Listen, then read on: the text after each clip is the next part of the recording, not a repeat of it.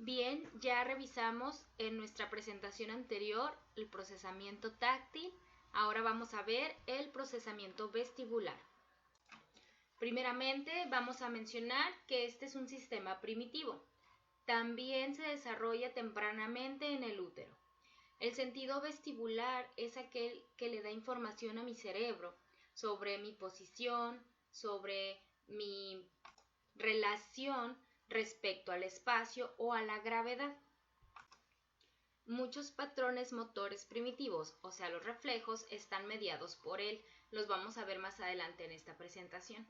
Y las sensaciones vestibulares se procesan en su mayoría en los núcleos vestibulares, que ahorita revisamos en dónde se encuentran, y en el cerebelo. Para poder identificar cuál es el sistema vestibular o dónde está, tenemos que recordar cómo está compuesto el oído. Nuestro oído está compuesto por tres partes: un oído externo, un oído medio y un oído interno. El oído interno va a contener dos órganos neurosensoriales. Estos son los que nos van a dar la sensación vestibular y el que nos va a dar la sensación de la audición. Es decir, el oído interno es donde vamos a recibir el estímulo, en este caso vestibular, que después va a tener un procesamiento, pero también enseguida, les decía, vamos a tener esta parte de aquí, que es la cóclea, que es la que va a recibir el estímulo auditivo. ¿Okay? Este es el del vestibular y este es el de la audición. Entonces estos están juntos dentro del oído interno. Este es el que nos va a interesar ahorita para el procesamiento vestibular. Así que el sistema vestibular lo podemos dividir en dos: el sistema vestibular periférico y el sistema vestibular central. El sistema vestibular periférico hace referencia a los órganos, les decía, que van a recibir la sensación del equilibrio, de la posición respecto al espacio, y el sistema vestibular central se relaciona con las partes del sistema nervioso central que se van a encargar de recibir y procesar la información que viene del periférico. Analizaremos primero el sistema vestibular periférico, debido a que es de aquí donde vamos a recibir la información. Son órganos receptores localizados en el oído interno, como ya lo vimos. Estos órganos van a ser sensibles al movimiento de la cabeza, a la gravedad y a la vibración. Tanto el sistema vestibular como el auditivo, que ya vimos que están pegaditos, usan células ciliadas o células en forma de pelitos para transducir movimientos. Hay que identificar que para que pueda enviarse una información, estos pelitos van a recibir las señales, las van a convertir en movimientos, que a su vez después se van a convertir en energía eléctrica, que es la que va a conducir la información, ¿verdad?, hacia el sistema nervioso. A cada lado de la cabeza existe un conjunto de órganos vestibulares. Cada uno es una imagen especular del otro. Por ejemplo, en la parte izquierda de nuestra cabeza tenemos obviamente los órganos vestibulares izquierdos, y de la misma posición o forma se encuentran otros órganos del otro lado de mi cuerpo, ¿verdad?, de mi lado derecho. Hay unos 20.000 axones del nervio vestibular en cada lado de la cabeza. Ahorita vamos a ir viendo cómo se conectan esos axones. Como en el procesamiento táctil, pues vamos a ver también la anatomía y fisiología, en este caso del sistema vestibular. Recordemos otra vez, estas estructuras están en el oído interno, no estamos hablando de otra parte del oído. El oído interno tiene estas dos estructuras. Un laberinto es la cóclea, que se encarga de la audición, les decía hace rato, y el otro laberinto es el que está compuesto por los canales semicirculares y el utrículo y el sáculo. ¿Okay? El utrículo y el sáculo dan la información estática. Por ejemplo, reciben información de cómo está inclinada mi cabeza y cómo está haciendo resistencia contra la fuerza de gravedad.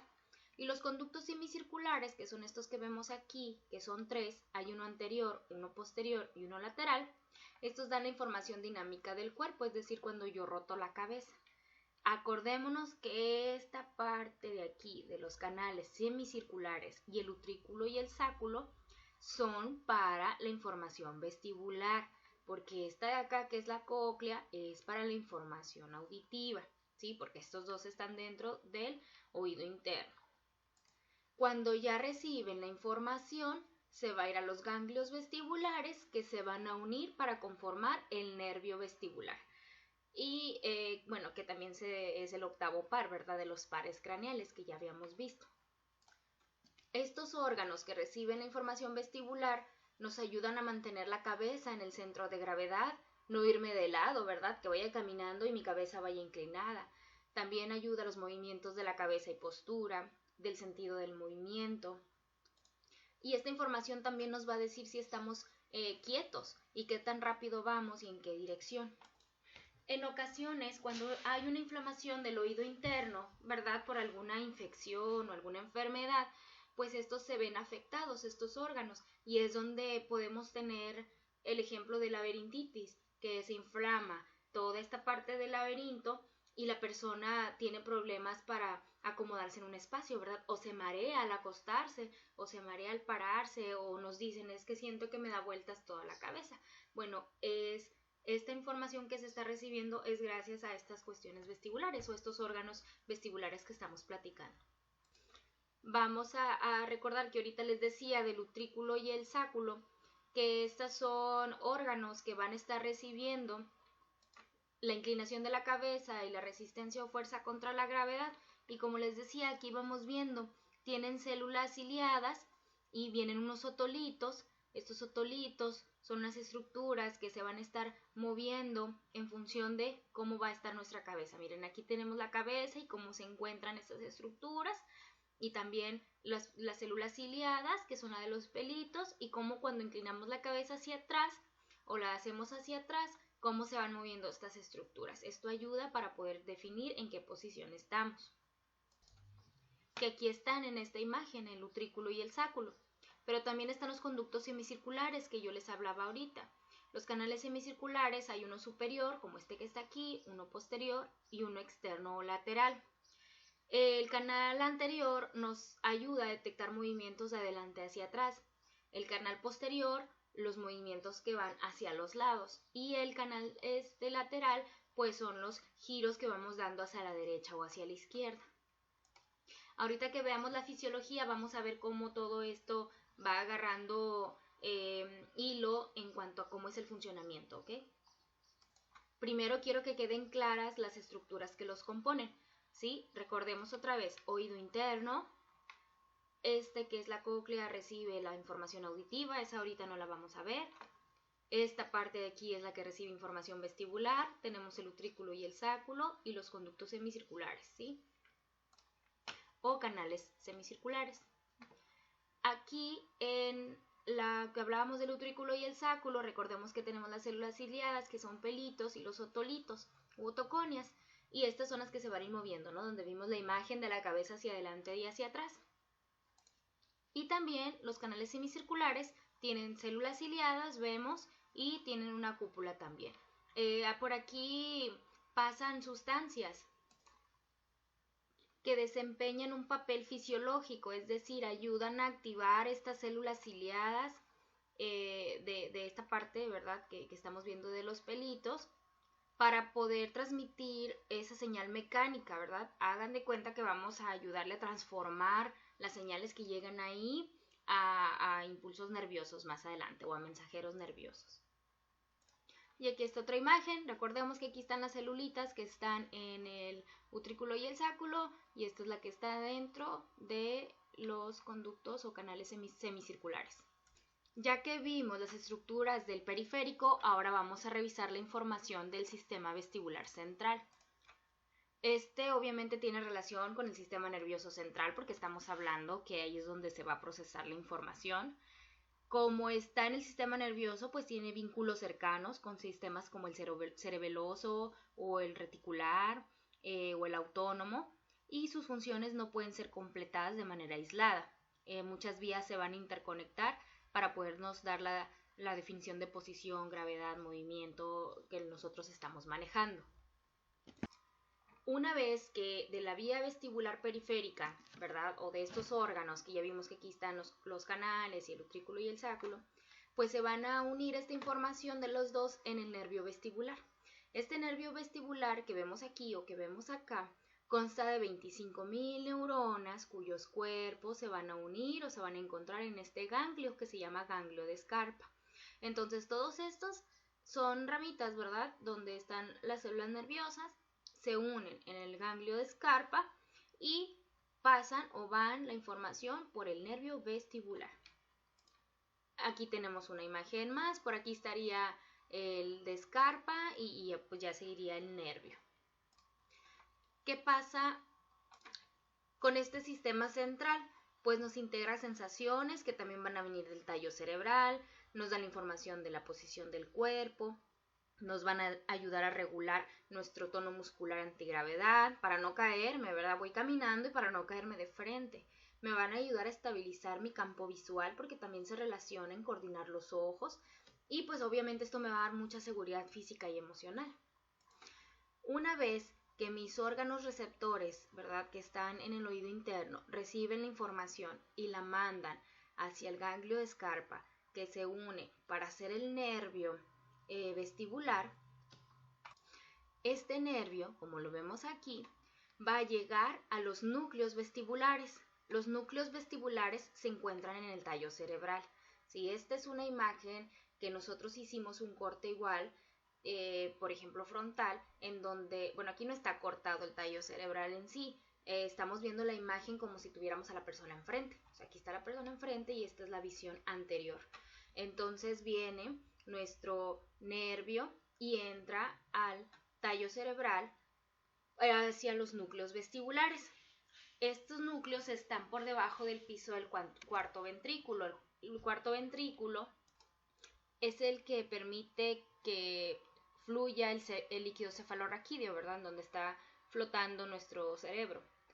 Estos núcleos vestibulares están entre el puente y el bulbo raquídeo y van a procesar la información y a conectarla con núcleos motores del ojo, del cuello, del tronco y las extremidades. Si se fijan, hay otras vías que se van hacia el cerebelo también. Por eso hablábamos que todos estos órganos que van a conformar sistemas pues están interconectados. Aquí esta imagen está un poquito más clarita. Aquí vemos esto que significa superior vestibular núcleo, ¿verdad? O núcleo vestibular superior, lateral, medio e inferior. Y vemos aquí que está la recepción de los canales semicirculares, se fijan, y a qué nervio se va, o a qué núcleo, perdón, se va al núcleo superior. Vemos el del utrículo, vemos que se va al núcleo lateral. Y así nos vamos observando que se va pasando a estos núcleos que están por el tallo cerebral y que van a subir la información, ¿verdad?, al cerebro, o las van a conectar con el cerebelo o con los ojos o con el cuello para regular todo este movimiento y control postural.